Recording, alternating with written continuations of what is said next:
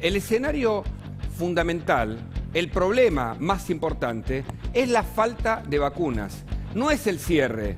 El cierre es la consecuencia al problema.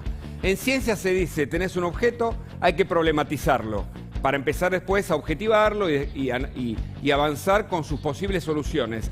El cierre esconde este problema de las vacunas. Este es el problema de Alberto Fernández, que hasta hace 2 días atrás, muy pocas horas, había dicho que no íbamos a volver a fase 1. Ahí lo tenemos, un textual de Alberto Fernández que decía, no volvemos a fase 1 porque existe un problema sociológico y no lo resistiríamos. ¿Cómo se explica a sí mismo Alberto Fernández? Qué buena pregunta. ¿Cómo se explica que ahora vuelve a la fase 1? Bueno, claramente no pueden solucionar el problema porque no pudieron lograr las vacunas. Ahora, ¿por qué no pudimos lograr las vacunas?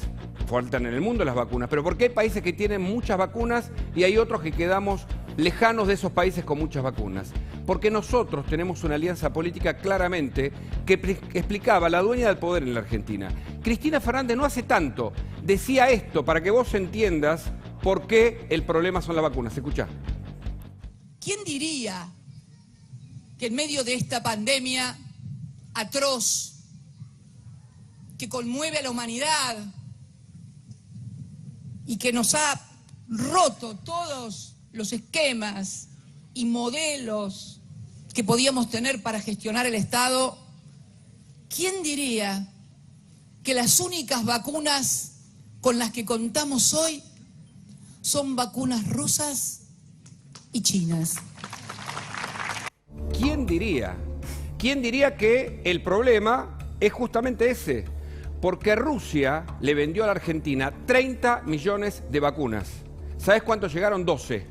Se esperan en las próximas horas que AstraZeneca alcance, junto con la producción argentina, en acuerdo con México, 4 millones.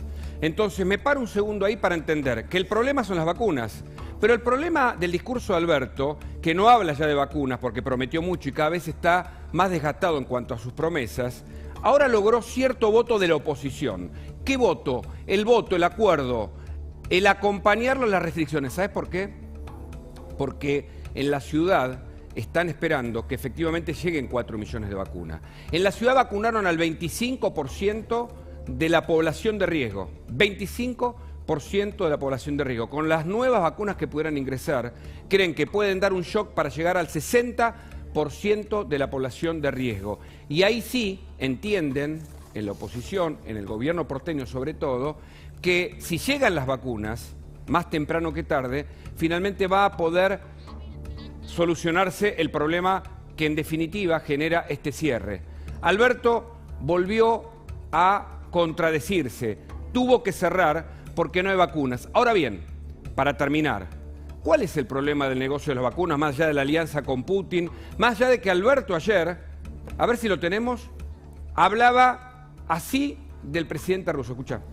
Como anunció el presidente de la Federación Rusa, Vladimir Putin, el fondo ruso está normalizando la entrega de vacunas. También hablé con el presidente de México, mi querido amigo Andrés Manuel López Obrador, y me confirmó el pronto envío de gran cantidad de vacunas de las que hemos producido entre ambos países con AstraZeneca. También tuvimos contacto con el presidente de la República Popular de China, Xi Jinping, a quien le hemos pedido su intervención para que la Argentina pueda seguir recibiendo vacunas de Sinopharm. A todos ellos, mi sincera gratitud. Mi sincera gratitud se toca el corazón, lleva la mano al corazón.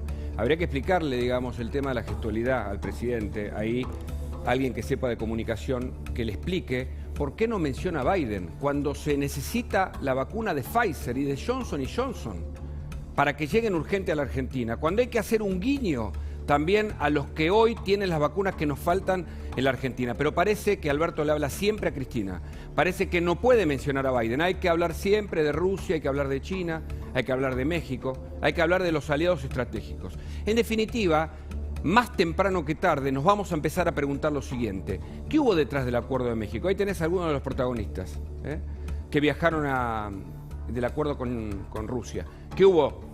¿Qué hubo detrás de la esposa de Goyan viajando con Carla Bisotti, la esposa del ministro de Salud, y otros de laboratorios que me parece que, insisto, más temprano que tarde vamos a conocer los negocios detrás de la vacuna Sputnik, detrás de la vacuna rusa? Guadalupe.